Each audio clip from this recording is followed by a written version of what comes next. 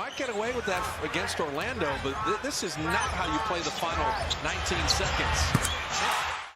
Steph Curry is such a gangster. I mean, did y'all see that?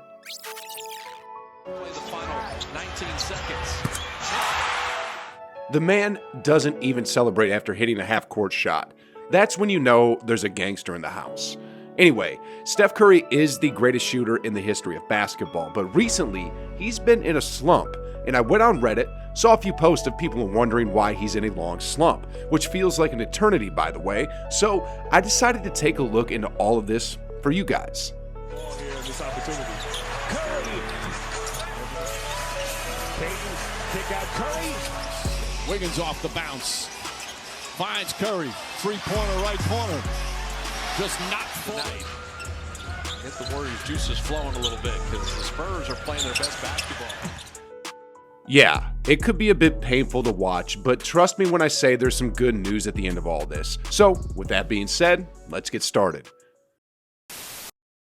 In recent games from three-point distance, Steph has been, well, pretty bad.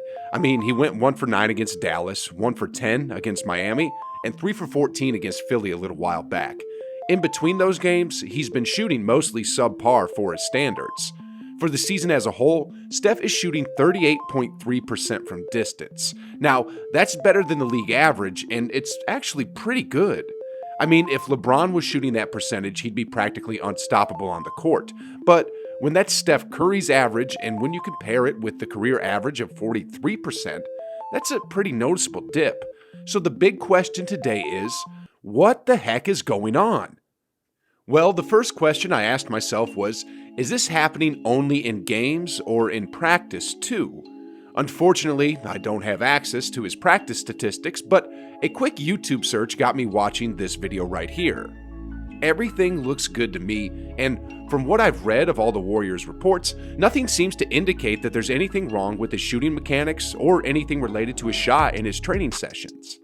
Next off, some people are saying it's his age and Father Time is finally catching up to him.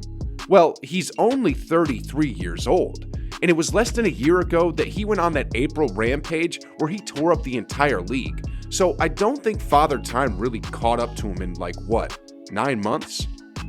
Next off, some people say it might be because of the lingering injuries, but if that was the case, I'm sure Coach Kerr would have addressed it. I mean, with the winning record that the Warriors have, they can afford to sit and rest Curry if he really does have a performance-hindering injury. So I don't think that's it either.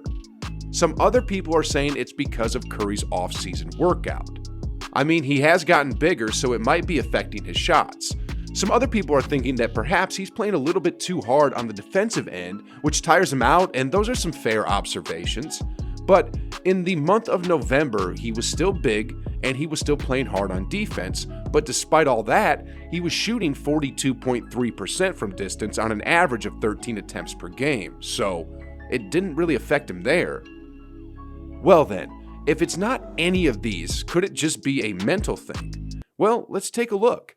If you look at his big games, he came up huge in most of them. Against the upcoming superstar guard Trae Young, who went to the Eastern Conference Finals last year, Steph dropped 50 on 28 taken shots.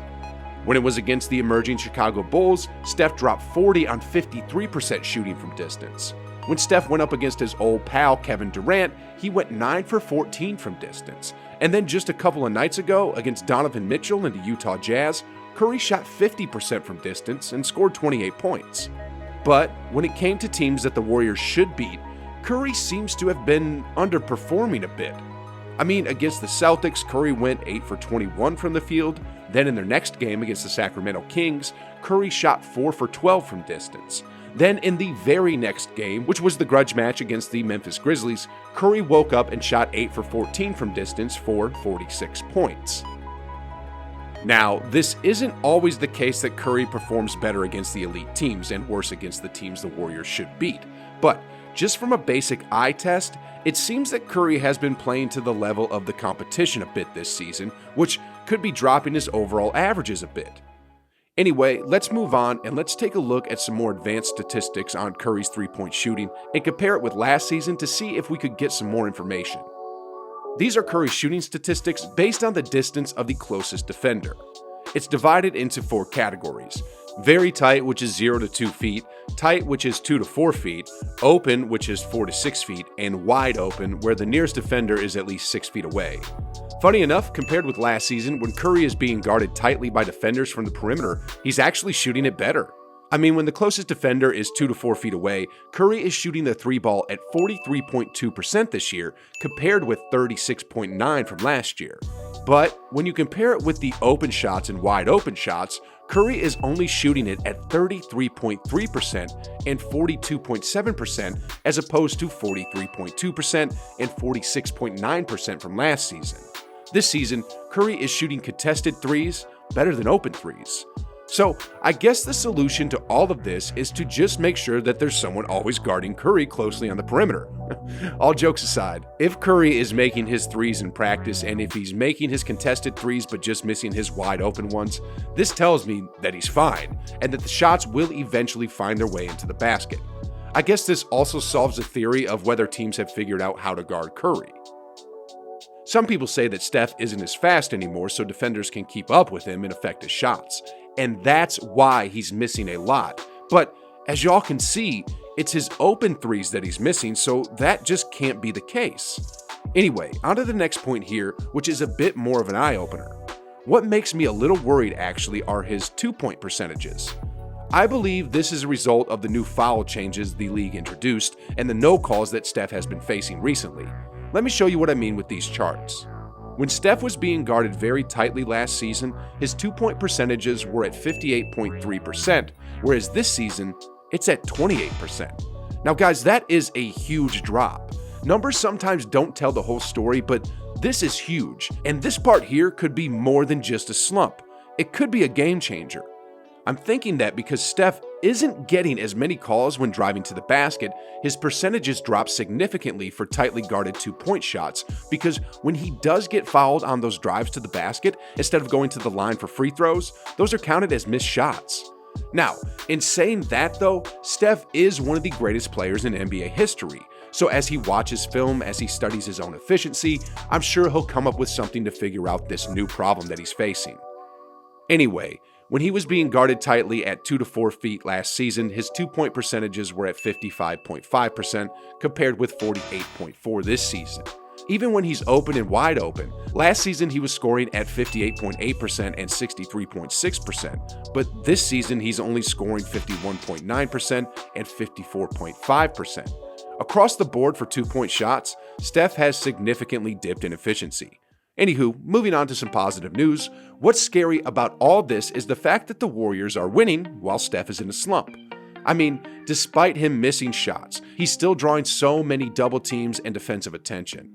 Sooner or later this season, those open 3-point shots are gonna start going in. Let's be honest, Steph probably still won't get those calls at the basket, but what's gonna help Steph a lot with his drives to the basket is James Wiseman, because all of a sudden, there's a lob threat weapon that Steph could use. Pull back, flip to what? Said they play fast. And if you just keep throwing lobs to And then after that, what's going to happen to the NBA? Oh, I know. Something like this. And the dream season is now complete. The Golden State Warriors are the 2015 NBA champions. Anyway, despite Curry's slump, he's still been humiliating NBA players on the basketball court. These are grown men that Curry is making look like kids, and you can actually watch this video right here. Man, if Curry is doing things like this in a slump, I wonder what he's gonna do when he's back to normal. Anyway, click the video guys, and like always, I'll be waiting on the other side.